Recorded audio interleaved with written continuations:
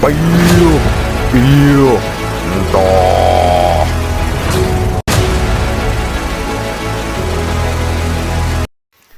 Assalamualaikum warahmatullahi wabarakatuh. Salam budaya, salam rahayu, salam waras. Sedulurku sekalian, selamat bertemu kembali dengan saya Kang Jenggu di channel YouTube Kaji Bro.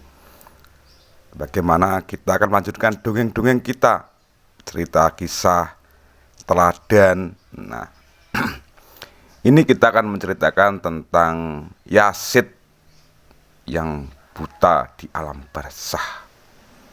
Nah, bagaimana kisah Yazid ini? Monggo disimak. Tapi sebelumnya, sedulur sekalian, saya ingatkan jangan lupa panjenengan untuk memberikan dukungan kepada channel Kaji Pro dengan memberi subscribe, like, dan juga memberi komentar. Sedulurku yang berbahagia, selamat menikmati dan selamat berjumat berkah.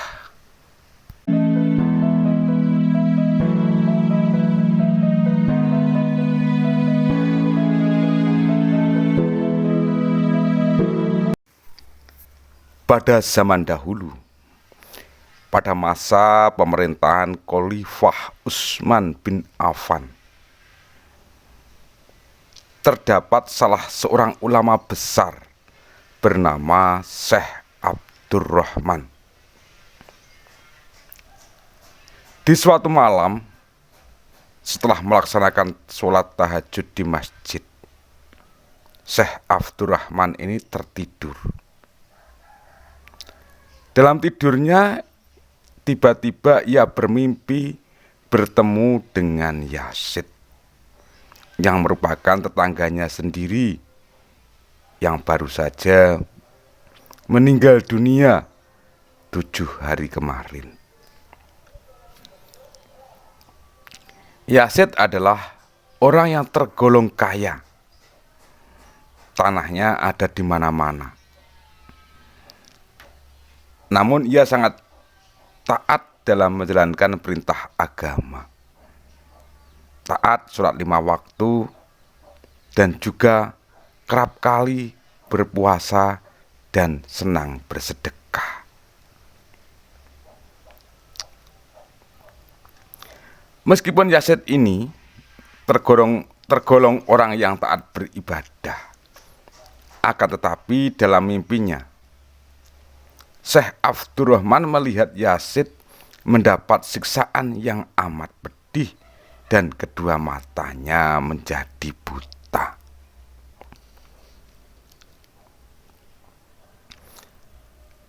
Bagaimana orang sebaik Yazid mendapat siksa yang berat? Gumam Syekh Abdurrahman dalam hati. Melihat Yazid terus-menerus menangis dengan kondisi matanya yang buta, Syekh Abdurrahman mendekatinya dan kemudian bertanya, "Yang saya tahu, Bapak selalu menjalankan semua perintah Allah. Tapi kenapa engkau menangis dan mendapat siksaan seperti ini? Dan saya lihat mata Bapak juga menjadi buta."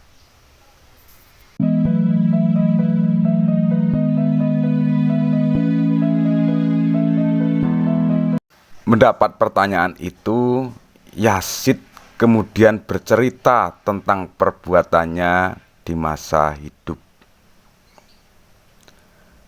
"Semasa hidup di dunia, saya pernah melarang warga untuk mengambil air bersih di sumur ladang milik saya," jawab Yazid dengan sedih. Kala itu ia baru saja membeli sebidang tanah dari seorang miskin dengan harga murah. Karena orang miskin itu sedang membutuhkan uang untuk biaya pengobatan anaknya yang sedang sakit parah. Namun, sebelum proses jual beli dilakukan, sang pemilik tanah meminta kepada Yazid agar membiarkan warga untuk mengambil air sumber di ladangnya. Air sumur itu memang menjadi jantung kehidupan masyarakat setempat untuk kebutuhan hidup sehari-hari dalam hal air bersih.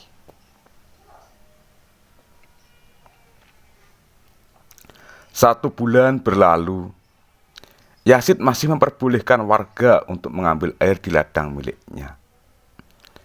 Namun pada bulan berikutnya ia mulai gerah. Keesokan harinya ia meminta tukang kebun untuk membuat pagar mengelilingi ladangnya. Melihat hal itu, para warga bingung karena tidak bisa lagi mengambil air untuk minum maupun untuk kebutuhan dapur.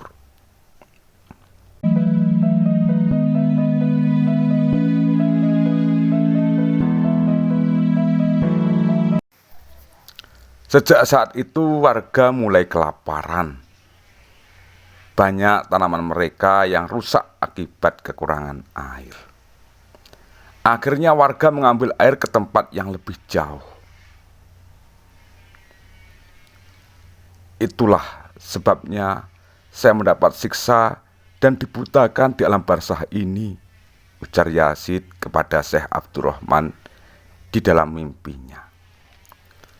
Lalu Syekh Abdurrahman bertanya, adakah jalan keluarnya? Jika pewaris saya membukakan sumber air itu lagi dan membiarkan penduduk memanfaatkan kembali, maka keadaan saya akan lebih baik, jawab Yazid. Setelah itu, Syekh Abdurrahman terbangun dari tidurnya. Pada pagi harinya ia mengunjungi rumah ahli waris Yazid. Ulama tersebut menceritakan mimpinya serta permintaan dari Yazid tersebut. Usai menceritakan kejadian yang dialaminya itu, para ahli waris Yazid setuju untuk membuka kembali sumber air. Sedulurku sekalian, saat itu para warga gembira karena mereka kembali bisa mengambil air dari ladang tersebut. Selang beberapa waktu, Syekh Abdurrahman kembali bertemu Yazid dalam mimpinya. Dalam mimpi yang kedua ini, ia melihat Yazid sudah tidak dalam kondisi disiksa dan kedua matanya tidak buta. Karena itu, sedulurku, kita harus berhati-hati dalam menjalankan ibadah dan bersedekah juga. Jangan pernah menutup fasilitas umum, ini yang jelas. Kita jangan sampai menutup fasilitas umum, apakah itu jalan atau sumber air, walaupun fasilitas itu berada di wilayah kekuasaan hak milik kita. Bisa jadi loh ya, itu menjadi amal baik dan juga amal jariah yang akan menghindarkan kita dari siksa kubur. Nah, sedulurku sekalian, demikian saja apa yang bisa saya sajikan. Ada kurang lebihnya saya mohon maaf yang sebesar-besarnya. Training ungkapan ono rino ono upo ono awan ono pangan. Salam budaya, salam rahayu, salam waras. Wassalamualaikum warahmatullahi wabarakatuh.